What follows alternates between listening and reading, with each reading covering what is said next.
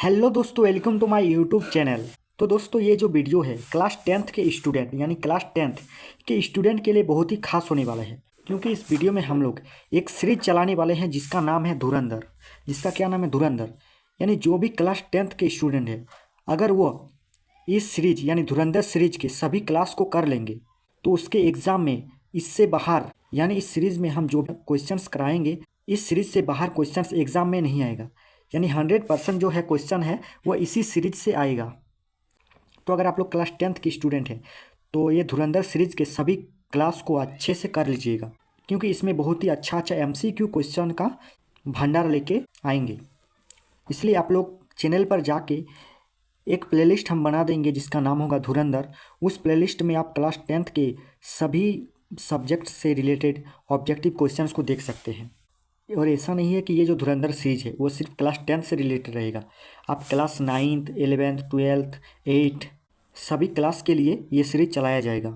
और इस सीरीज़ में सिर्फ प्रीवियस ईयर क्वेश्चंस यानी जो क्वेश्चंस पिछले साल पूछे जाते हैं, जो क्वेश्चंस बहुत ही ज़्यादा इंपॉर्टेंट है, उन सभी क्वेश्चंस को हम लोग कराएंगे, जिससे कि आपको बोर्ड एग्जाम में एक भी क्वेश्चन छूटे ना और 100% क्वेश्चन इसी सीरीज से रिलेटेड रहे।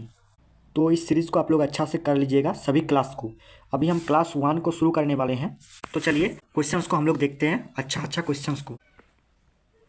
तो इस वीडियो में हम लोग सिर्फ 15 क्वेश्चंस को देखेंगे, यानी 15 क्वेश्चंस को देखेंगे इस वीडियो में हम लोग। उसके बाद नेक्स्ट वीडियो में हम लोग और भी अच्छा अच्छा इंपॉर्टेंट क्वेश्चंस को देखेंगे।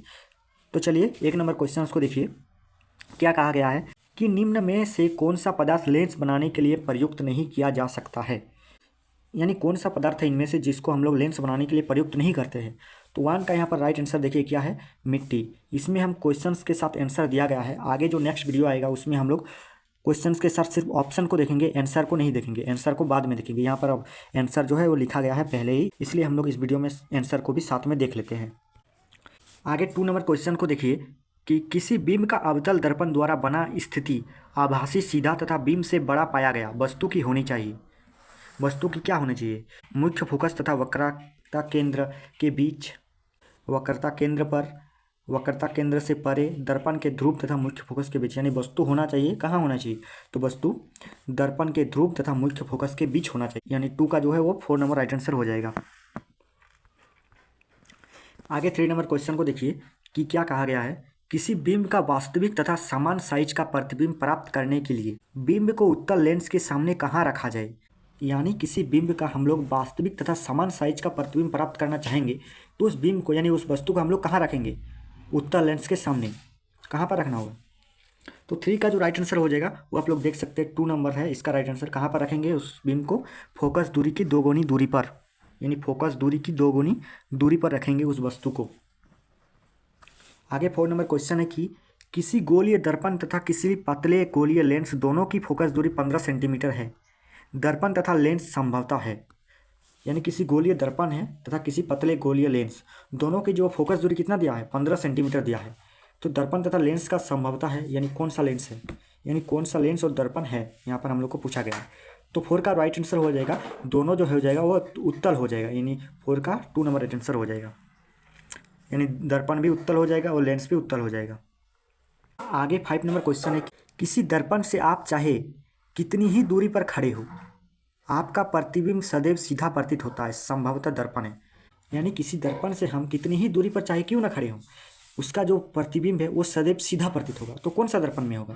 तो वो होगा या तो समतल या तो उत्तल, या तो समतल या तो उत्तल दर्पण होगा।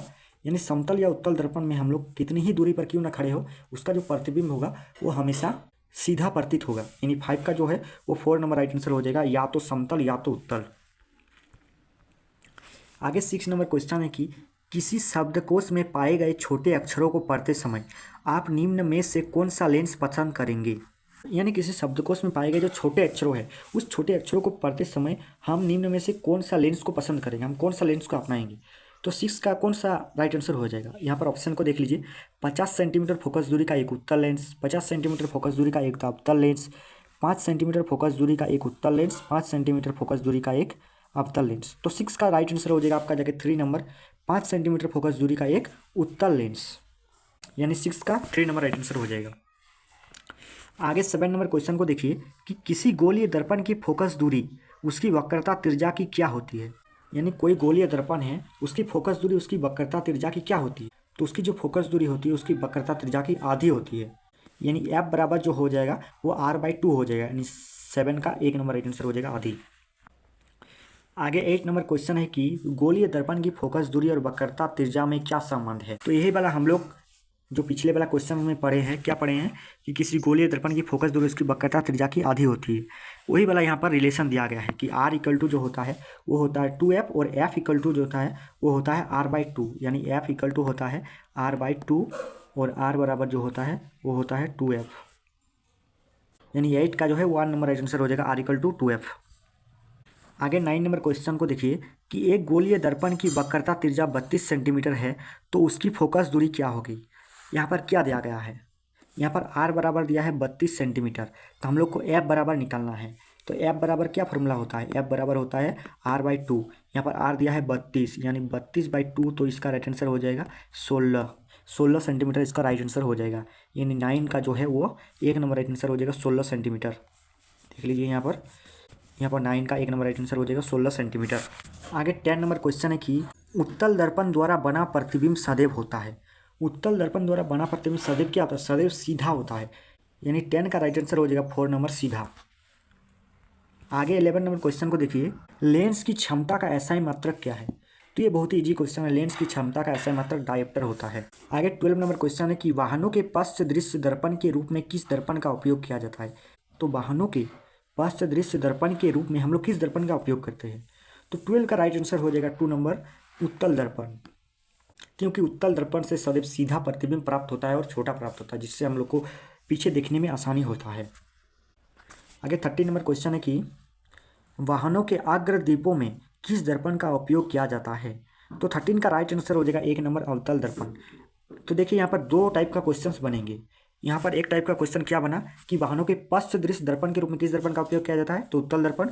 और दूसरा टाइप का क्वेश्चन बना वाहनों के अग्रदीपों में किस दर्पण का उपयोग किया जाता है, तो अवतल दर्पण। यानी पश्च दृश्य दर्पण रहेगा तो उत्तल दर्पण होगा और अग्रदीप बोलेगा तो अवतल दर्पण होगा।